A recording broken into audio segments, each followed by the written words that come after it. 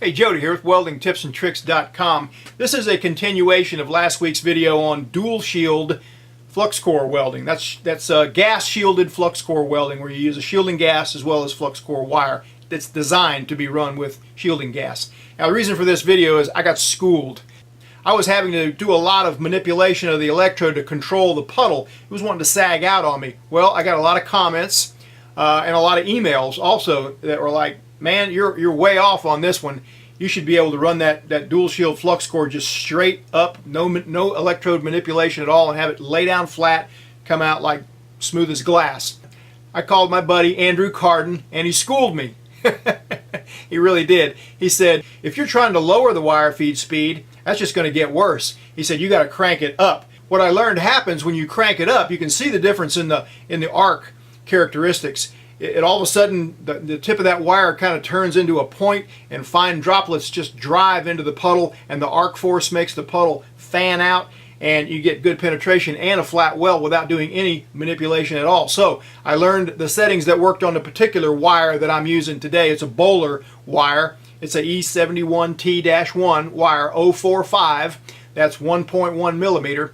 And let's take a look at the weld, the arc, and we'll cut and etch last week's weld, this week's weld. I'll show you the arc shot next to the result of penetration on both.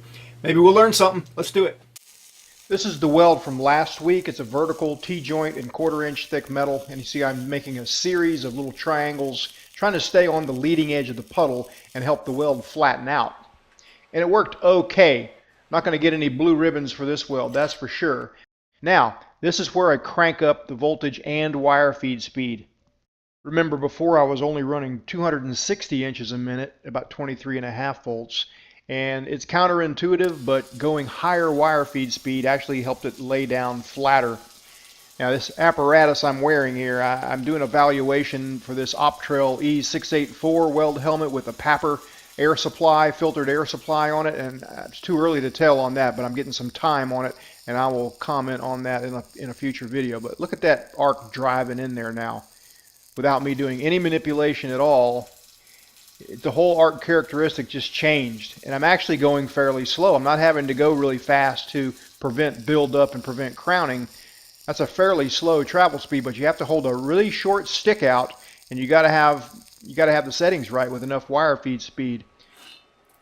One swipe of the chipping hammer, fairly flat weld, much more uniform than before. So now we're going to cut that sucker in half. And this is the saw that I bought. You can see a whole different clamping mechanism there, much cheaper. And I'm going to be sorry for that, I'm pretty sure, because I really wanted a dry cut saw that would cut some fairly precise angles. Just didn't do my homework. Someone sent me a link for this saw, and it was on sale at Amazon, 186 bucks. So I'm not too sad about that.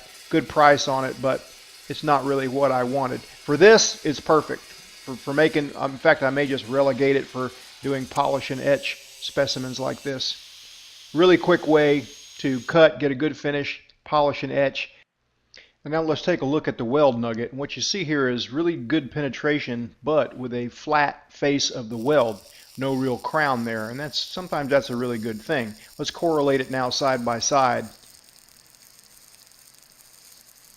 Once again, a relatively flat face of the weld with good penetration and almost no electrode manipulation.